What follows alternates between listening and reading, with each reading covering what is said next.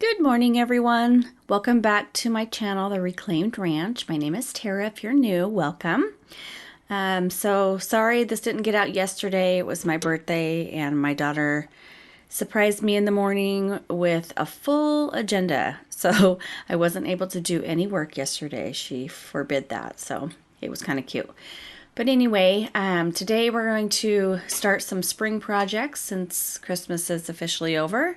I am now heading into the spring mode, and we're going to be playing with some milk paint today. I'm using Sweet Pickins in the color Julep, and I have this big candlestick that I want to kind of do a crackle finish on. And this is obviously a bright color, but I'm going to tone it down just a little bit because I'm going to do a couple different coats of milk paint in different colors. So you'll see what's going to happen after that. So I even added Extra Bond, which is supposed to help adhesion to the milk paint on slick surfaces, but it did it did its job. It chipped really well. So I did a couple of coats, and the second coat came out worse than the first. This is the first one. And you can see it's chippy there. And I was going for a chippy look, but when you see the second coat, it was definitely barely there. So I did end up doing another coat of, it's called a Sweet Pickins Sweet Water is the color. So this is the second coat. I put it on a little bit thicker, hoping that that Extra Bond would help adhere to the first coat. And if I let it dry, I let it dry mostly on its own, but I did do the heat gun because I wanted some crackle. And the minute I put that heat gun on there, it just started flaking off. So that's normal with the milk paint. It's supposed to chip and crack. You can see here, it did really well, a little too well. So when I started rubbing it down, most of it came off, which is okay. I mean, it gives it an old vintage look, antique look to it. So what I'm going to do here is I'm going to use the DIY liquid patina, and I'm going to help seal in what stayed on so that it doesn't come off. And that way when I go to do the third coat, hopefully we'll get a little more adhesion to it.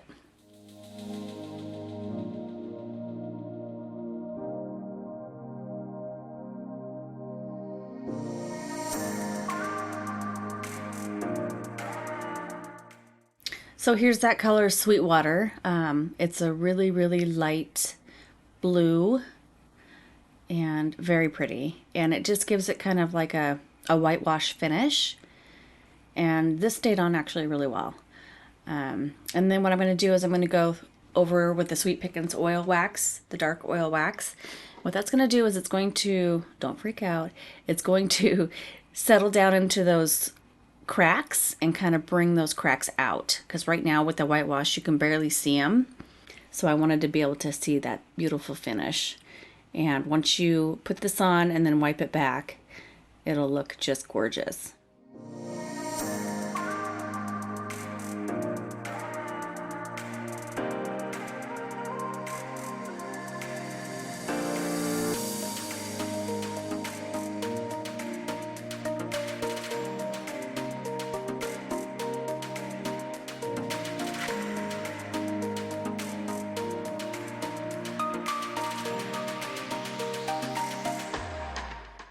And I have this Titebond Quick and Thick. I have a gorgeous wooden plate that I bought at a thrift store that I'm going to put here on the top as a riser.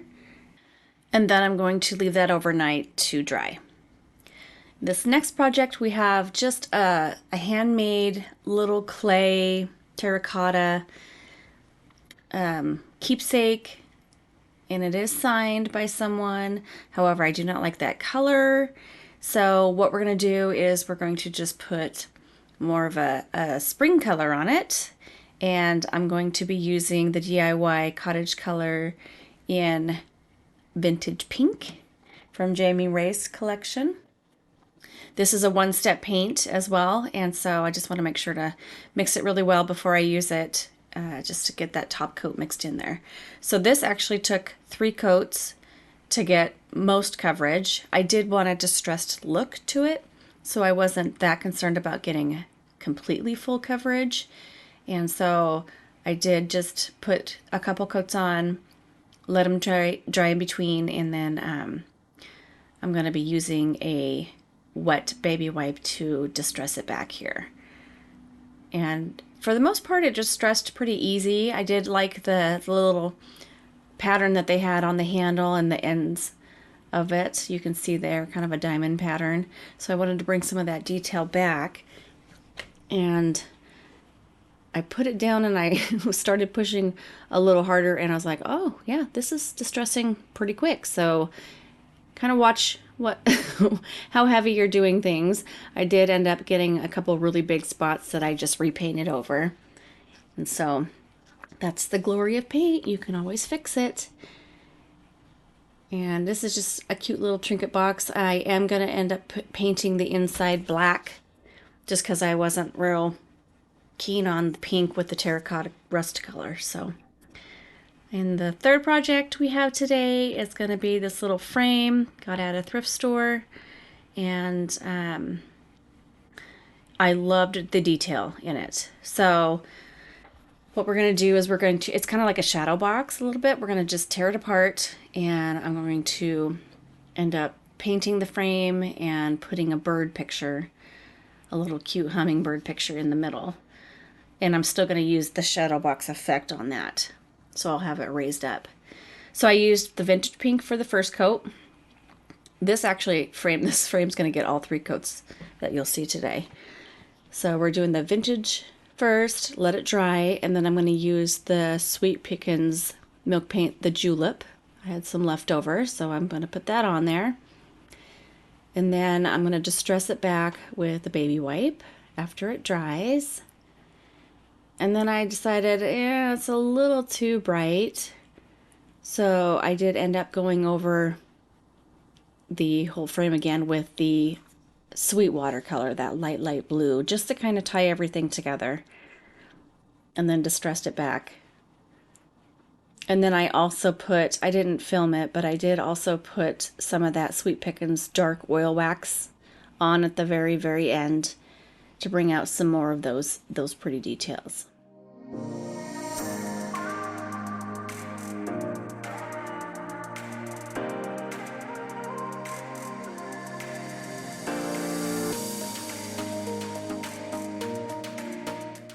And the baby wipe wasn't working as well as I thought it would to get down in there, so I actually have this wire brush, and I can tell you that sometimes the milk paint will stick really well, and sometimes, like in the other project, it doesn't. So it just depends on what you're putting it on, but I use that wire brush to take more out.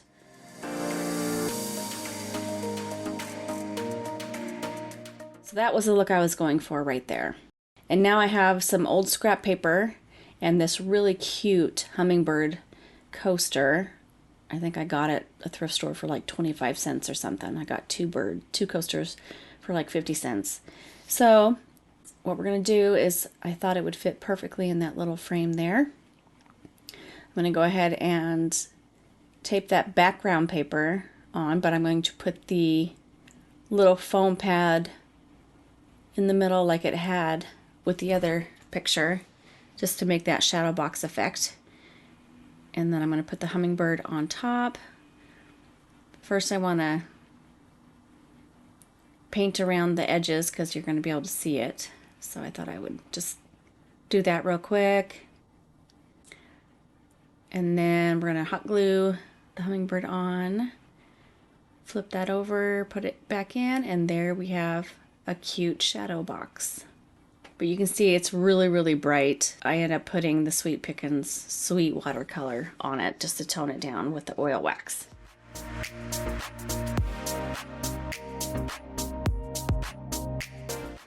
And last project I have is this cloche stand here. This is that sweet watercolor.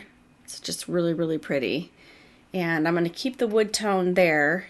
I'm going to use the sweet water and let it chip off as it may.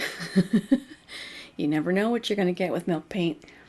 But because this finish is so polished, it's definitely going to chip quite a bit, which is okay. That's what I was going for.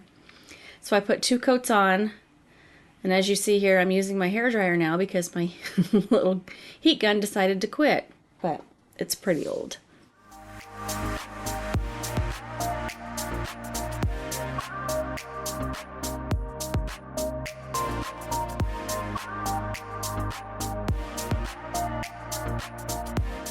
So here's the first coat. It just crackled gorgeous. I loved it.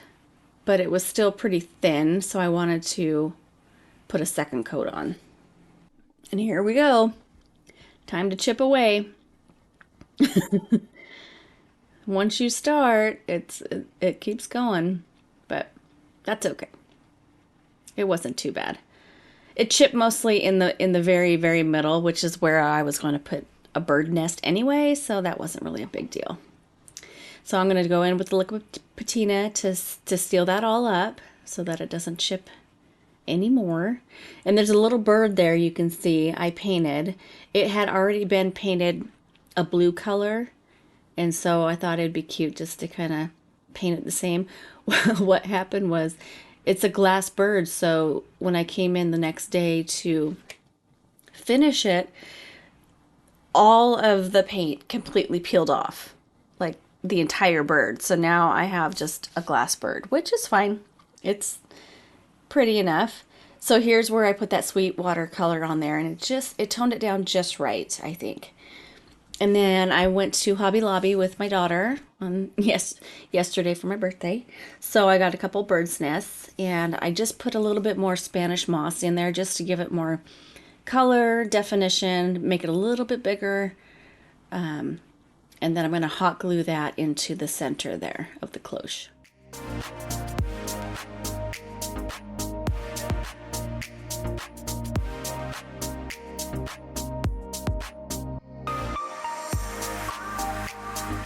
See, there's the bird. It is completely like, that just blew my mind.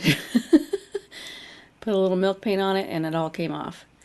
So here's the collection for today, my spring bird collection. Let me know what your favorite was of the day, what your thoughts are. I think they just turned out gorgeous, and I'm going to end up putting them in my booth. There's been some going back and forth on my website if I should start selling these projects on my website, so let me know if you guys would be interested in that. I am going to start putting a lot more vintage items onto my website. I think I would prefer to start selling on there than in the booth. Kind of save me some money, rent money and things like that. So hope you all enjoyed today's video. Hope you all had a wonderful Christmas. Happy New Year to everyone, and I will see you Friday, possibly, hopefully, for a furniture flip. We'll see you then. Thanks, guys. Bye.